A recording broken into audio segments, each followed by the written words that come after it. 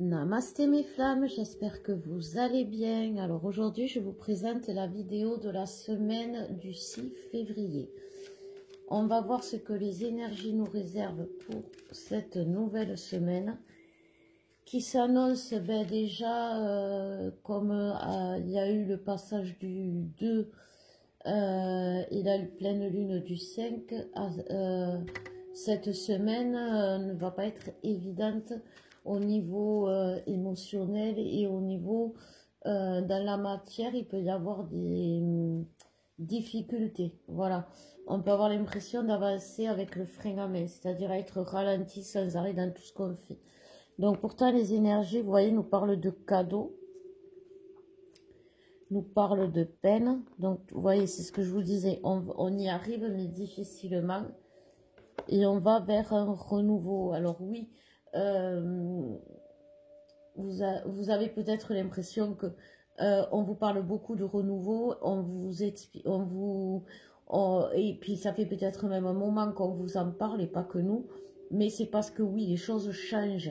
Et tant que vous n'en aurez pas pris conscience que les choses changent, que c'est différent, que c'est nouveau, vous continuerez à avancer dans la peine et vous ne verrez pas les cadeaux. L'abondance se paye. J'ai envie de dire, on se gagne le paradis sur terre. C'est vraiment ça aujourd'hui. C'est-à-dire que tout ne se fait pas sans peine. Pour y arriver, on est obligé de s'impliquer, on est obligé de donner, on est obligé de participer. Et c'est vraiment les énergies qui nous poussent à ça. Derrière, on nous parle de douceur, toujours pour les énergies, de confiance et d'enracinement. Donc je vous rappelle que le collectif est en train d'ouvrir son 13e chakra, qui est le chakra de l'enracinement, justement, mais pas l'enracinement comme le premier chakra, qui lui nous enracine vraiment les deux pieds sur terre avec les racines terrestres. Cet enracinement-là nous parle de notre reliance entre le haut et le bas, ce qui est et ce qui n'est pas, ce qu'on voit et ce que l'on ne voit pas.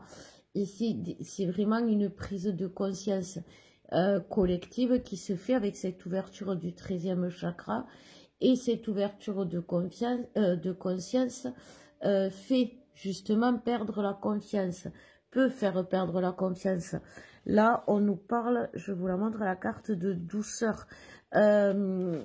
Il faut se forcer à avancer, à se donner enfin pas de la douceur, mais du bien-être, à se faire plaisir, à être attentif à nos moindres désirs, aux moindres désirs des autres, aux désirs du monde, aux désirs de même ceux qui nous ont fait du mal, tout simplement. Pourquoi? C'est parce qu'en comprenant leurs désirs, on comprend ce qui leur fait plaisir et on sait et on comprend mieux aussi les autres, même si leur plaisir c'est de vous faire du mal, au moins on le sait, c'est acté. Mais quoi qu'il en soit, déceler chez les gens leurs besoins autres que des besoins vitaux, j'ai envie de dire. On va se rendre compte que nous-mêmes, on a autre chose que des besoins vitaux.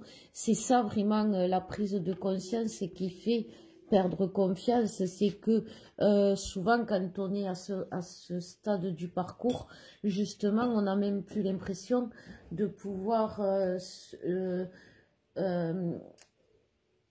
avoir les besoins vitaux qui sont en sécurité.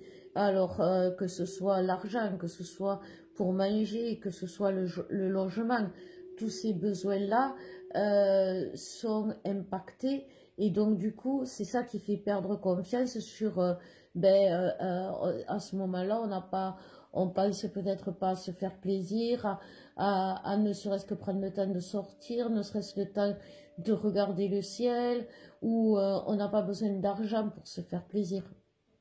Et c'est ce que l'on va prendre conscience, parce qu'aujourd'hui, tout ce qui nous fait défaut, c'est parce que soit c'est un manque d'argent, soit c'est un manque de moyens, soit c'est un manque de... Et on va se rendre, et petit à petit, on va se rendre compte qu'on n'a pas besoin de tout ça. Et du coup, on va aller à l'essentiel, aux véritables besoins. Et c'est vraiment le travail je pense qu'il va perdre